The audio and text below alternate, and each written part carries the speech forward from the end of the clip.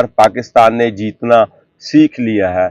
इस जीत की इतनी खुशी है, लगता है किसी ने अंदर से सारे दर्द चुन लिए हो। 3.5 साल बाद इंग्लैंड जैसी बड़ी टीम को 2-1 से शिकस्त देना, ये पाकिस्तान ने मिरेकल करके दिखाया। पाकिस्तान के स्पिनर्स नुमान अली ने, साजिद खान ने भाई साहब कहा कि आपने अगर हम पर जिम्मेदारी डाली है तो हम इस जिम्मेदारी को पूरा करके दिखाते हैं। जिस तरह पाकिस्तान ने पहले टेस्ट के बाद फाइट बैक किया है, यह रिमार्केबल है। जिस तरह की मैनेजमेंट ने तब्दीलियां की हैं, जिस तरह के साजिद खान और नुमान अली को टीम में डाला गया है, फिर उनसे परफॉर्मेंसेस ली गई हैं, भाई साहब वो तारीख का हिस्सा है, वो इतिहास रचा पाकिस्तान ने।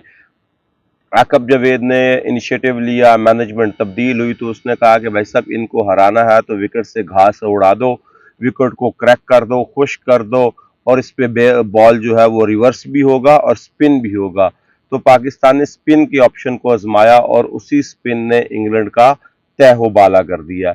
जब आप अपनी स्ट्रेंथ पर खेलते हैं तो फिर आप अगले को शिकस्त देने पर कायम हो जाते हैं। आपको 100% यकीन होता है कि हम इनको शिकस्त दे देंगे, क्योंकि आप अपनी स्ट्रेंथ पर आपने विकेट बनाई है, आपने अपनी स्ट्रेंथ पर खेला है।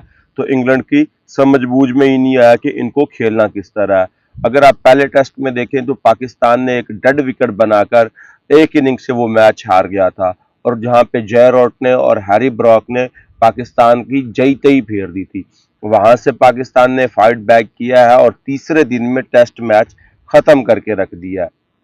ये तभी मुमकिन हुआ है कि जब आप आउट ऑफ बॉक्स फैसले लेते हैं, जब आप दलेर फैसले लेते हैं। अगर तीसरे मैच की बात की जाए तो इसका हीरो क्या कहते हैं, सऊद शकील है और नुमान और साजिद खान है। जिस तरह 177 से लेकर 326 तक लेके गए हैं, ये रिमार्केबल है। जिस तरह सऊद शकील ने इनिंग खेली है, उनके तकरीबन 60 सिंगल हैं इस इनिंग में। उन्होंने अच्छी बॉल को रिस्पेक्ट दी है, बुरी को पनिश किया, अपनी विकेट की अहमियत को समझा और पाकिस्तान को गिरने नहीं दिया। जिस तरह साजिद खान ने बैटिंग की है, कटप्पा ने तो भाई साहब अगलों को कूट कूट के रख दिया, इतना कूटा कि वो याद करेंगे, उनके ख्वाब में, उनके ख्याल में भी कटप्पा आएंगे। जिस तरह उन्होंने बॉलिंग की है, जिस तरह की अग्रेसिव उन्होंने बैटिंग की है, जिस तरह चिन पर बॉल लगने के बावजूद उनके 2 स्टिचेस आए हैं, वो उसके बावजूद खेल रहे हैं। रन भी उन्होंने 48 बनाए हैं, नुमान के 45 रन, साजिद खान के 48 रन, और सऊद शकील की सेंचुरी पाकिस्तान को इतनी बर्तली दिला पाई है।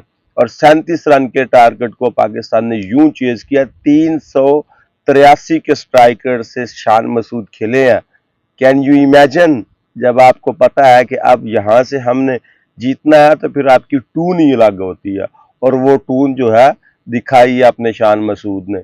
उन्होंने पाकिस्तान की ये मैच जितवाया है। शान मसूद की कैप्टेंसी के लिए ये मैच बहुत ज़रूरी था। इंग्लैंड के लिए ये चीज़ जो है ना वो इतनी क्या कहते हैं कि समझ में नहीं थी कि यार इसको हम जीत जाएंगे। उन्हें लगा था कि यार ये पिछली सीरीज की तरह हलवा साबित होंगे। जिस तरह हमने बेसबॉल खेली थी पाकिस्तान में पिछली बार की तरह 5-500 एक इनिंग में रन बनाए थे, तो पाकिस्तान इस बार भी वही गलती करेगा। मगर इस बार पाकिस्तान की मैनेजमेंट थोड़ी शानी निकली। उन्होंने अपनी स्ट्रेंथ के मुताबिक विकेटें बनाई, और जब आप अपनी स्ट्रेंथ के मुताबिक खेलते हैं तो इंग्लैंड की तो बत्ती घूम गई। इंग्लैंड को तो समझ ही नहीं आया कि भाई सब स्पिनर्स को खेलना कैसे है। पहली इनिंग में साजिद खान डोमिनेट बॉलिंग में करते रहे और दूसरी इनिंग में नुमान अली डोमिनेट करते रहे हैं। भाई साहब तीसरे स्पिनर को तो उन्हें पास ही नहीं आने दिया। जैसे किसी जमाने में वकार यूनुस का और वसीम अकरम का मुकाबला चलता था। अगर पहली इनिंग में वसीम अकरम विकेट लेता था तो दूसरी में वकार यूनुस अगलों के लिए अड़ा देते थे। इन दोनों ने भी यही हाथ रखा होगा कि भाई साहब एक इनिंग में तू विकेट लेगा, एक इनिंग में मैं विकेट लूंगा।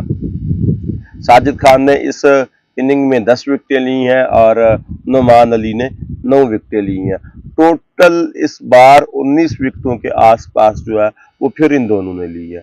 इस विनिंग में मेन योगदान जो है वो इन दोनों स्पिनर्स का है।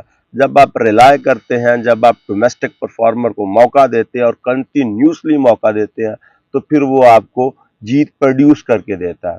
आपको अंदाजा नहीं था, जब आप जीतते हैं तो क्राउड आपको किस तरह वेलकम करने आता है, किस तरह आपको पुशअप करने आता है कि भाई हम आप लोगों के साथ है। और पाकिस्तान ने इंग्लैंड को हराकर 3.5 साल बाद कोई सीरीज जीती है, तो पूरा पाकिस्तान खुश हुआ पड़ा है। पूरे पाकिस्तान को अब पाकिस्तानी टीम पर थोड़ा कॉन्फिडेंस आना शुरू हुआ है कि हाँ यार ये कुछ कर सकते हैं, और उन्होंने वो कुछ करके दिखाया है। इन सारी चीज़ों में एक चीज़ है, वो है आकब जावेद। उस बंदे ने इनिशिएटिव लिया और फिर उस पर कायम रहा।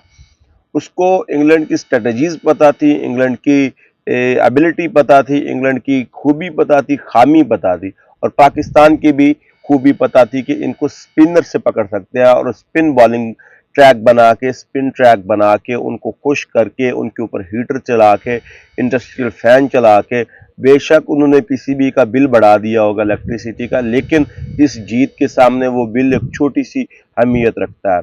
और जब आप फैसले लेते हैं फिर उन पे कायम रहते हैं, तो 19-20 तो हर फैसले में हो जाती है, लेकिन ये फैसला उन्होंने लिया और उन दो साजिद को और नुमान को वापस बुलाया, और उन्होंने वो कर दिखाया जो पाकिस्तान 3.5 साल से नहीं कर रहा था। जब आप रिलाय करते हैं अपने स्पिनर्स पे, जब आप रिलाय करते हैं अपने डोमेस्टिक परफॉर्मर पे, तो उसका नतीजा यही निकलता है जो कल के मैच में निकला है। अब पाकिस्तान 29 तारीख को जो है ना वो ऑस्ट्रेलिया के लिए फ्लाई कर जाएगा।